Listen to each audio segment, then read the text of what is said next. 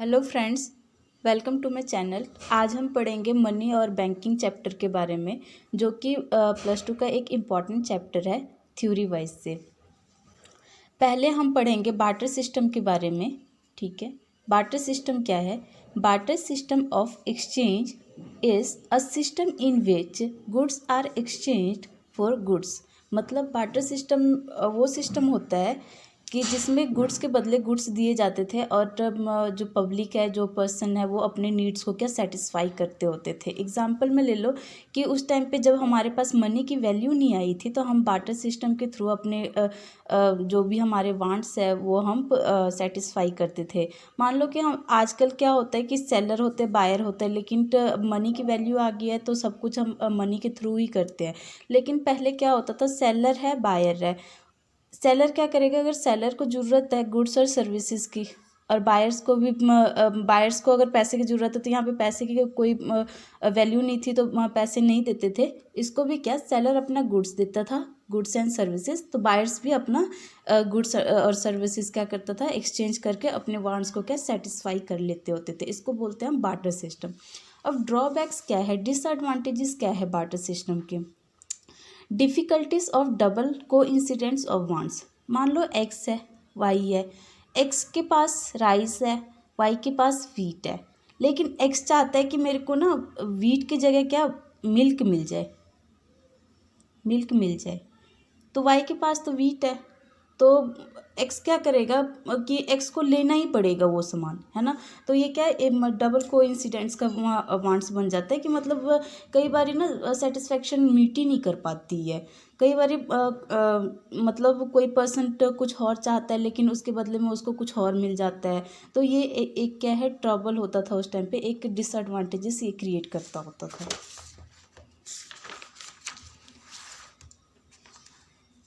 Next is lack of unit value.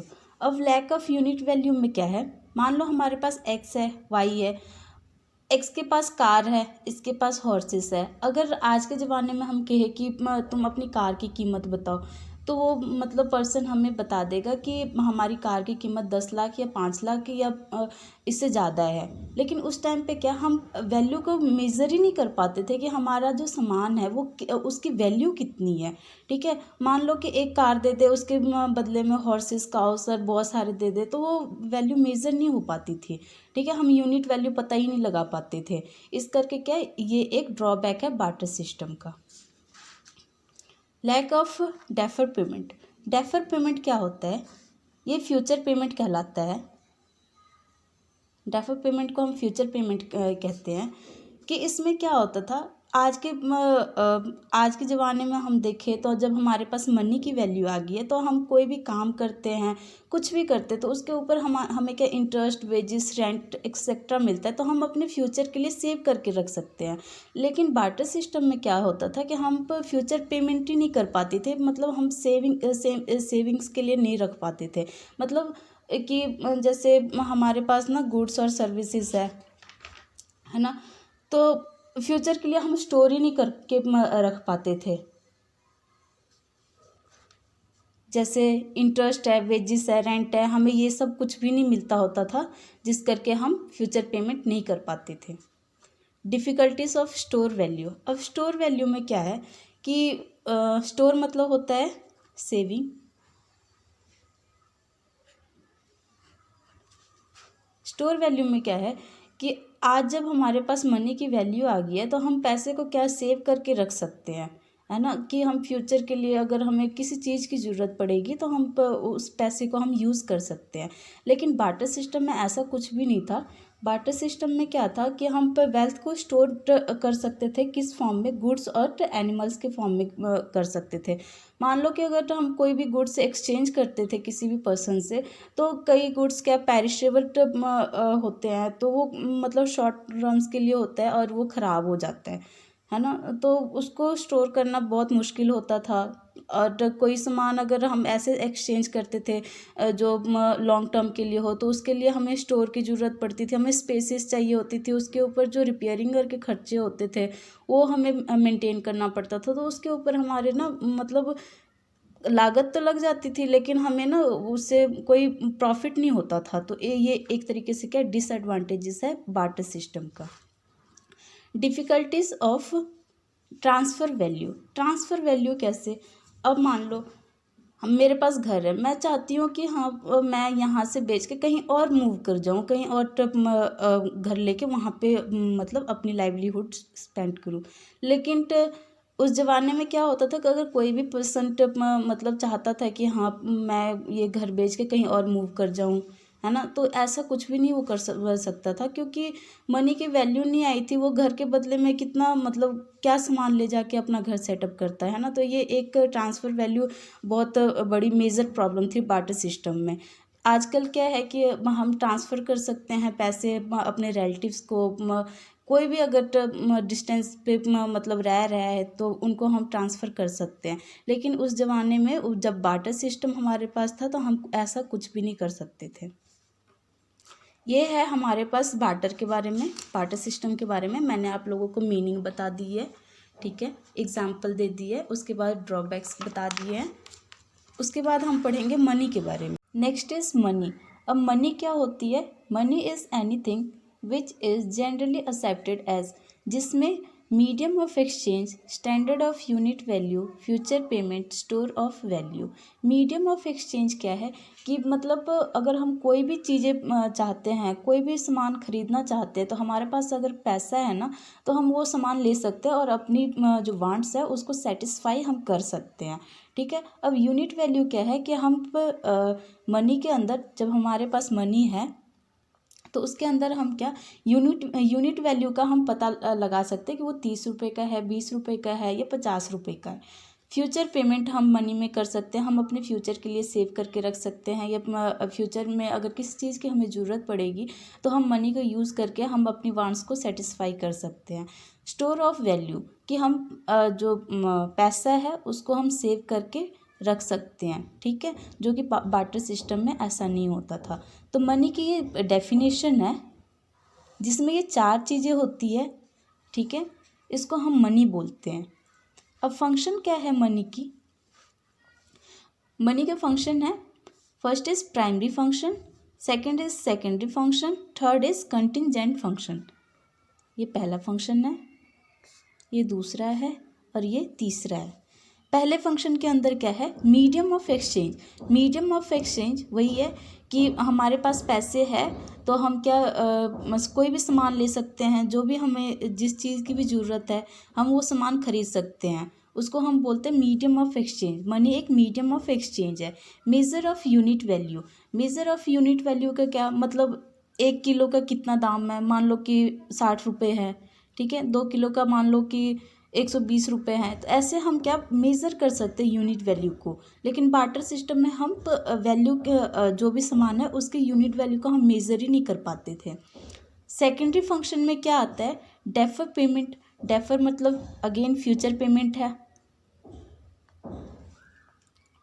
Future payment हम कर सकते हैं, ठीक है, फ्यूचर के लिए हम सेव करके रख सकते हैं, लाइक जैसे वेजेस, इंटरेस्ट, रेंट एक्सेट्रा। हमें जब हम काम करते हैं या किसी को लोन देते हैं तो इंटरेस्ट हमें मिलता है, काम करते हैं तो वेजेस मिलता है, और रेंट हमें लैंड के ऊपर मिलता है। तो इसके लिए हम क्या करते हैं, फ्यूचर पेमेंट हम पे इसके थ्रू कर सकते हैं। उसके बाद स्टोर ऑफ वैल्यू कि हम मनी को क्या सेव कर सकते हैं। सेव करके, स्टोर मतलब होता है सेविंग करना। हम मनी को सेव करके फ्यूचर के लिए रख सकते हैं ताकि कल हमें किसी चीज़ की ज़रूरत पड़े तो हम क्या उस मनी को यूज़ कर सकते हैं। Transfer of value.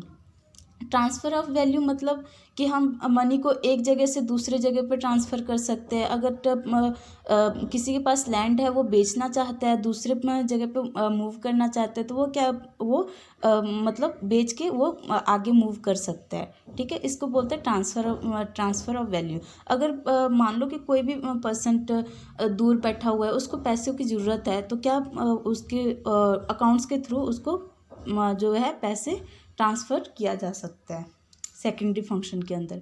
अब कंटिंजेंट फंक्शन क्या है? Credit creation. बार्टर सिस्टम में क्रेडिट क्रिएशन का कोई ऐसा रूल नहीं था, कोई फैसिलिटीज़ नहीं थी। लेकिन तब ये मनी के अंदर क्या है, क्रेडिट क्रिएशन, मतलब किसी के पास अगर पैसे नहीं है तो वो क्रेडिट कार्ड और यूज़ करके वो क्रेडिट ले सकता है, एज अ लोन और ले सकता है, ठीक है, जिससे क्या वो अपनी वांट्स को सेटिस्फाई कर सकता है। मेज़र ऑफ मैक्सिमम सेटिस्फेक्शन, जिसके पास जितने पैसे हैं, ठीक है, वो उतनी अपनी वांट्स को सेटिस्फाई कर सकता है, ज़्यादा से ज़्यादा सामान खरीद सकता है। जिस मान लो कि मेरे पास बहुत पैसे हैं, तो मैं क्या करूँगी कि मतलब जो जो जिस जिस चीज़ की हमें ज़रूरत है, मेरे को ज़रूरत है, वो सामान खरीद के मैं अपनी वांट्स को क्या सेटिस्फाई कर सकती हूँ, ज़्यादा से ज़्यादा मैं सामान खरीद सकती हूँ अगर मेरे पास ज़्यादा पैसे हैं तो। Next is barrier of option, ठीक है, ये भी कंटिंजेंट फंक्शन है, बैरियर ऑफ ऑप्शन। मान लो अगर मैंने सेविंग्स की है पैसों की फ्यूचर के लिए कि मैं घर खरीदूंगी, लेकिन मेरे को ज़रूरत पड़ गई है कि कोई बीमार पड़ गया मेरे घर में, है ना, तो मैं उसके लिए भी यूज़ कर सकती हूँ, उसके लिए मतलब कोई भी ऑप्शन के लिए मैं मनी को यूज़ कर सकती हूँ, ऐसा कोई बैरियर नहीं है। डिस्ट्रीब्यूशन ऑफ नेशनल इनकम, जब से मनी आई है तो नेशनल इनकम को कैलकुलेट करना बहुत आसान हो गया है। डिफरेंट फैक्टर से हमें मनी के बारे में पता लग जाता है, जिससे क्या नेशनल इनकम आसानी से कैलकुलेट कर सकते हैं। गारंटी ऑफ सॉल्वेंसी, अगर सॉल्वेंसी मतलब क्या होता है कि जैसे बोलते हैं ना बैंकरप्ट हो जाना, ऐसा कुछ होता है कंपनी के अंदर। जब कंपनी एकदम से डूब जाती है, कंपनी के पास पैसे नहीं होते हैं, तो वो क्या जैसे लोन और लेकर सब कुछ करके उसको कंपनी को अगेन क्या कर सकते हैं, क्रिएट कर सकता है, ठीक है। Next is advantages of money. अब एडवांटेजेस क्या है मनी की? इम्पोर्टेंस इन कंजप्शन, मनी जो है, जब भी हम कोई सामान लेते हैं, जो भी सामान हम कंज्यूम करते हैं, जो भी सामान हम खरीदना चाहते हैं, उसके लिए मनी बहुत इंपॉर्टेंट है। हमारे पास पैसा होगा तभी ना हम सामान खरीदेंगे और अपनी वांट्स को कंप्लीट करेंगे। अगर पैसे नहीं है तो कैसे कर लेंगे, है ना। तो इसलिए क्या मनी एक इम्पॉर्टेंट रोल प्ले करती है कंजप्शन में। Next is importance in production. Production में अब कैसे इम्पॉर्टेंट है मनी?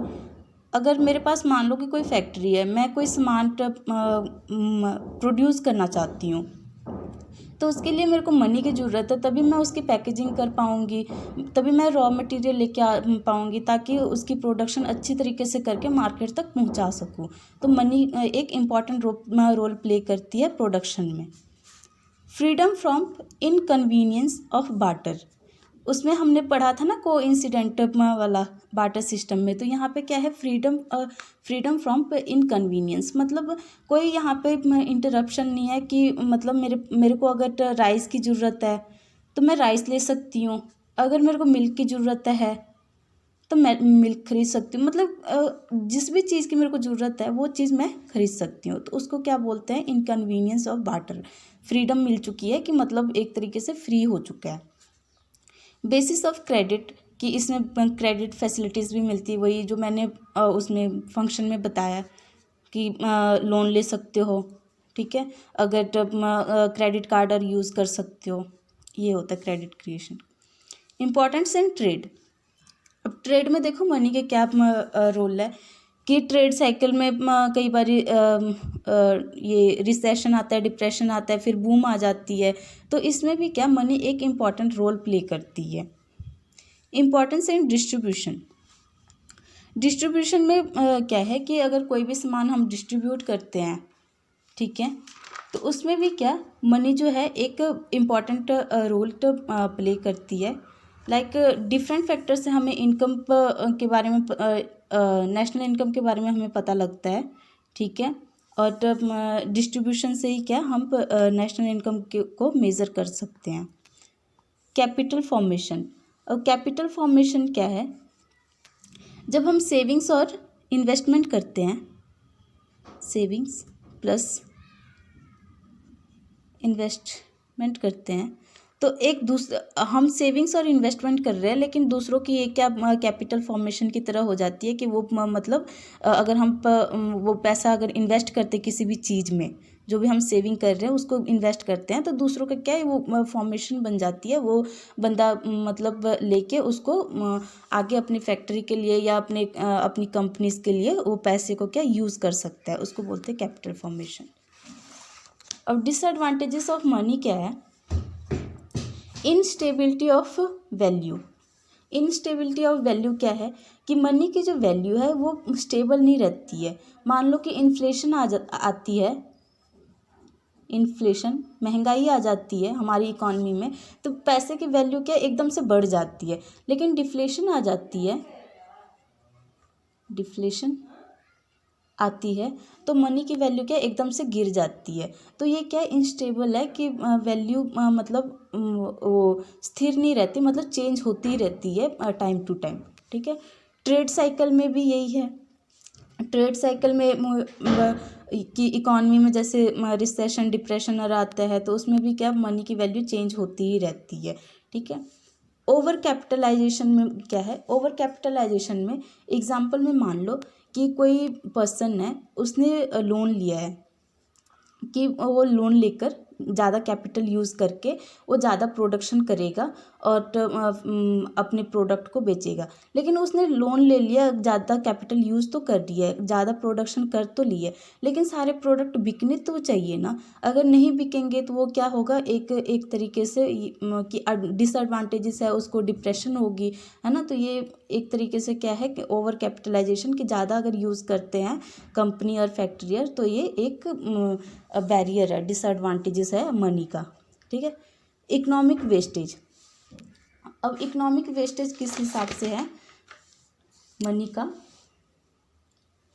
कि मान लो कि कोई भी पर्सन है, वो ज़रूरत से ज़्यादा लोन ले ले लेकिन बाद में पे ही ना कर पाए, तो वो एक तरीके से क्या है, इकोनॉमिक वेस्टेज है।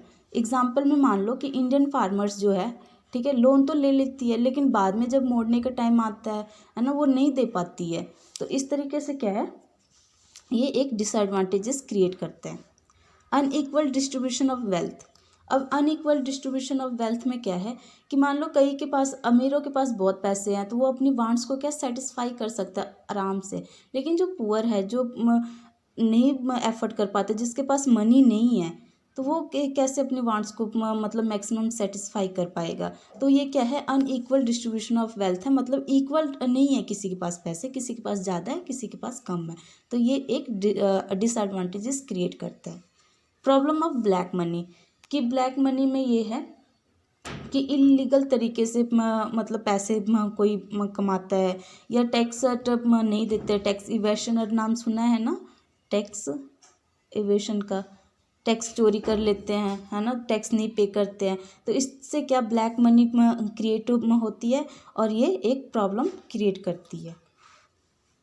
Next is supply of money. Supply of money क्या है? It refers to the stock of total money with the people of the country at a given point of time. हमारी इकॉनमी में एक time पे, एक particular time पे लोगों के पास जितना पैसा है ना, उसको हम सप्लाई ऑफ मनी बोलते हैं। कैसे? एग्जाम्पल ले लो कि मेरे पास स्टॉक है, मान लो किसी भी प्रोडक्ट का मैंने स्टॉक करके रखा हुआ है, ठीक है, उसको मैं मार्केट तक पहुंचाऊंगी, मार्केट तक लेके जाऊंगी, तभी ना मुझे उस प्रोडक्ट के बारे में पता लगेगा कि उसकी वैल्यू कितनी है, उसका हमें प्राइस मिलेगा, है ना, और स्टॉक भी हमारा रिड्यूस होगा और हमारा सामान बिकेगा, है ना। इस तरीके से होगा ना, एग्जाम्पल मैं दे रही हूँ ये, ठीक है। तो इसी तरीके से क्या होता है सप्लाई ऑफ मनी में, आरबीआई के पास जितना पैसा होता है ना, तो एक टाइम पे इकॉनमी में लोगों के पास जितना मतलब वो इकॉनमी में जो आरबीआई है सप्लाई करता है, उसको हम बोलते हैं सप्लाई ऑफ मनी। ठीक है, अब इसकी मेजरमेंट क्या है? यहाँ पे 4 तरह के मेजरमेंट है सप्लाई ऑफ मनी का। First is M1 measurement. M1 is equal to C plus DD plus OD. C is the currency, DD is the demand deposit, OD is other deposit. Second M2 is equal to M1 plus deposit with post office savings bank account. M3 measurement में क्या है अब कि M1 जो भी हमने measurement की है उसको हम ले लेंगे plus net time deposit with banks. M4 में आप कैसे मेजरमेंट करेंगे, M4 इजकल टू M3 हमारा जितना भी मेजरमेंट हुआ है उसको M3 plus total deposit with post office.